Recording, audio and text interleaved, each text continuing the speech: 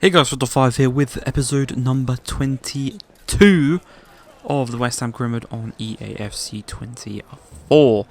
Today's episode, we are kicking it off with a trip to Old Trafford. We are currently on a 9-match winning streak. That's not an undefeated streak, that is a winning streak. Coming into this one, could go 10 and 0, 10 and 1 and 1 in the league. You can see just there in the top left hand corner, we are top of the league. Unfortunately though, 11 minutes in, Marcus Rashford strikes and Marcus Rashford scores. First real big kind of team we've come up against since, obviously the streak started against City, but throughout the streak we've not really played anyone too major. Played Liverpool before we played City, but other than that, it's been kind of teams we probably should realistically be beating with the quality of our team. So the first challenge we come up against, and we're 2-0 down. Half an hour in, Marcus Rashford grabs his second of the game. Georgie probably should be doing much better there, but we just got to move on. Don't look back on that. It's 2-0. We've come back from 2-0 before. We have a team that is more than good enough to come back from 2-0 down, and we've already in this game created a few chances. Obviously none really have made it into the video so far. Chances like that, if our player had got to that, would have been a goal. 2-1, half the deficit, we're right back in it. Second half has began, still 2-0. Can't get those good chances in this. Damn Shadow just played tricks with me. I couldn't see the ball, I couldn't see anything, and we conceded 3-0 to Manchester United. The same thing happened at the bottom. I couldn't see the byline when it was in the shadow, and I can't tell you how many times I ran out of play with the ball down in that bottom kind of the right, basically with Wan-Bissaka. I just ran out of play with him so many times because I couldn't see where the byline, well not the byline, sorry, the touchline was, and kind of ruined it for us. But 3-0 is the score. Kudus had a chance to go from coast to coast. Didn't quite take that opportunity. You know, we've at least got a score in this one. Surely, you know, keep up the streak of scoring goals. Can't be held to a clean sheet by Manchester United. And if you've noticed, looking at their back line, no Kurt Zouma. Don't know if he's been sold. I don't know if he's been just dropped for this game. But yeah, no Kurt Zouma in the back line. It's unfortunate to see, really. You know, he'd probably still be playing games for us if he was still here. But we did score the goal. 3-1 it was. Edson Alvarez who puts the ball into the back of the net. I think that's his third goal in the past 2 episodes, which is insane coming from a CDM, but unfortunately the game is going to end in defeat for ourselves, a 3-1 loss, and you can't really complain about it. We just didn't show up in this game. The opportunity for 10 straight wins in the Premier League. Obviously we've won in the Carabao Cup 2 times, so if anything it's 11 straight wins. But you can see here the 17th of November is when we lost. Before that, the previous time that we lost is all the way back in August the 24th against Aston Villa, 1-0 at the London Stadium. Really unfortunate, but you know, the end of one streak just means we can start a whole new one. Hopefully this time we can get to 10 wins in a row. And looking at the scouting reports, you can probably notice there's one standout player. This man right here, Fabio Branco, 80 to 94 overall. CDM, not got the best stats for a CDM, but we'll try and work around that. We'll try and find a new position for him maybe and get him to grow up in the stats, because right now we have no new regens in the team that have come from the academy. Obviously we've got Costa in the attacking midfield position, but no one else in this team is a new gen, pre-gen, regen, whatever, either of them, any of them. So yeah, I want to start getting some more of them in. Obviously we've had some legends down the lines of some of the Scout Futures stars and all those players in the teams. Riley Webber, I think, is the most kind of iconic one on the Fulham career mode. We got him all the way up, I think, to a 93 overall. So he basically reached his maximum potential in that series, which was really, really good. But we actually, after a 3-1 loss to Manchester United, we come into this one against Palace looking to bounce back. We go 1-0 down early doors. Thankfully, the top goal scorer in the Premier League this season, Costa, puts us back onto level terms just a few minutes after Eze scored, obviously. I think this season Costa has been our best player. Kudus has been insane since his comeback, so he is definitely right up there as well. But definitely Costa as the number one right now. If we were in the European competitions, if we had qualified for the Conference League, which we're just so unlucky not to do so because of that FA Cup win by Chelsea, I think we would have a strong chance of winning that. The Carabao Cup, I think, obviously after that 9-0 win, we're probably one of the favourites to win that as well. Premier League, we're in first place right now.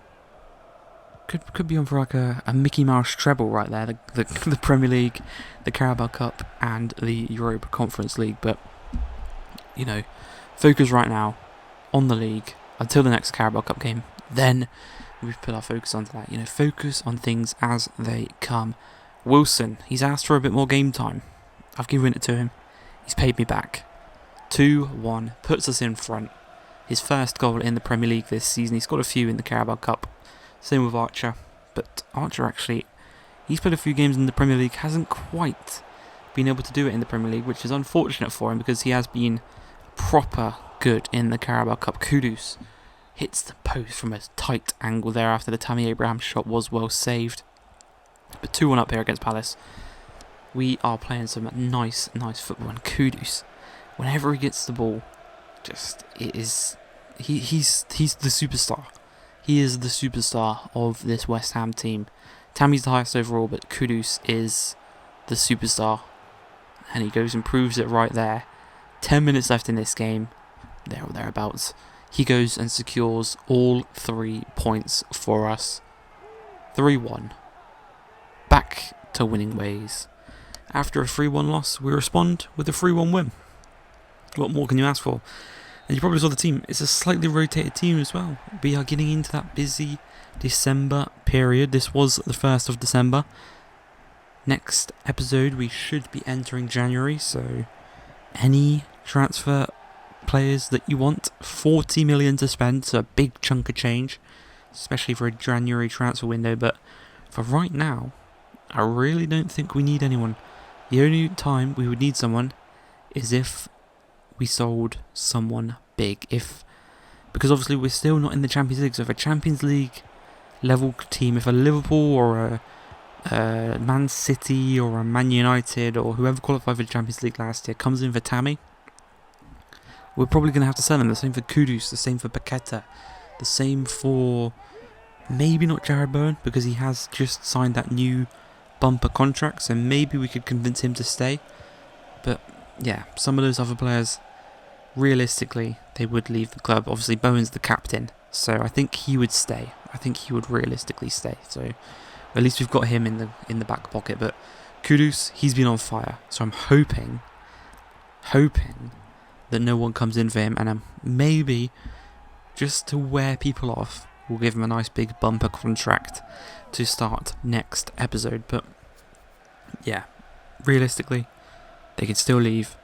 It's more than possible, but should they leave, we're probably going to get a lot of money for them to reinvest and basically just improve the team. Obviously, teams lose players every window. How you replace them is the most important thing. Someone like Tammy, he's not quite been at the form he's been at last season. So I think this year it's much easier to replace him than if we'd lost him in January of last year. As he does go and score a proper nice goal. Our 2 best players combining, pulling us through. Last season it was definitely Tammy. And yeah, it's just brilliant to see. 3-1 up, back-to-back games where we've just absolutely dismantled the opposition. can't handle our free scoring. Just, yeah, it's brilliant to see. The way we play is incredible. Gone for the 2 strikers up top just to end off this game. Give a bit more game time to Callum Wilson. He asked for it. I think he deserves it. Tammy goes and gets the double. Brace for him. Kudus is, I think, also on a brace at this point. 4-1. 3 points have already been wrapped up. They were wrapped up kind of as soon as that 3rd goal went in, but some great saves here from Georgie, and Tierney gives away his 2nd penalty of the season. That's 3 so far this season. I don't think we've had one given for us, but we've given away 3. Goes the right way. Can't quite get into that top corner where the ball was struck, but thankfully we have the safety blanket of a 2-goal lead, and we can kind of play stress-free, really. Just relaxed. Loving it. Knocks it down to Paqueta. Great shot, great save though. Does deny us the chance of a potential 5th, but from the resulting corner, it is headed in by Aguerd. I think it might be the first time he's scored in this series, I want to say. He's not someone obviously at that near post. It's normally Tammy there or Edson Alvarez. They're normally our 2 kind of big men in the box we aim for from the corners, but 5-2. 3 points secured. Top of the table.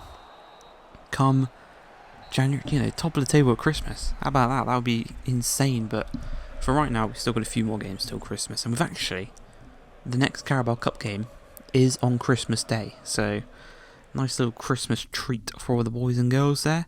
They get to watch us take on Everton in the Carabao Cup on Christmas, so Merry Christmas to everyone there. But final game of today's episode, Chelsea at the London Stadium. We're still top of the league.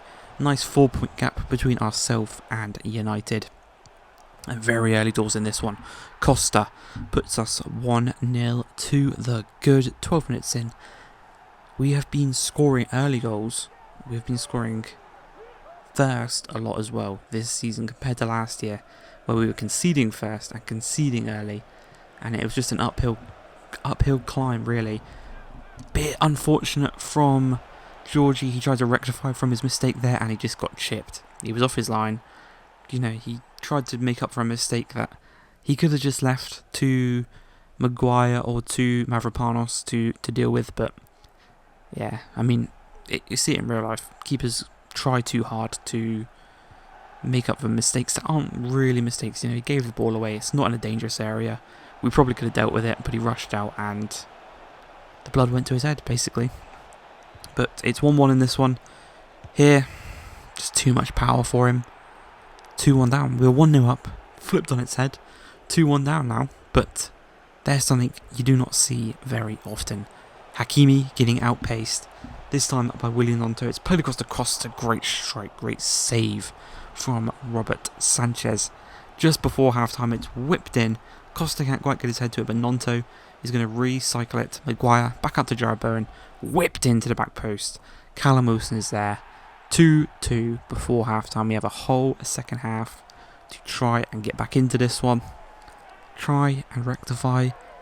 Try and get 3 points. I'm not going to rectify mistakes, but actually the only chance in the second half is a 91st minute free kick. The final kick of the game. Ward-Prowse is there. Top left-hand corner with a great save and a great clearance. And the game ends 2-2. Drop points.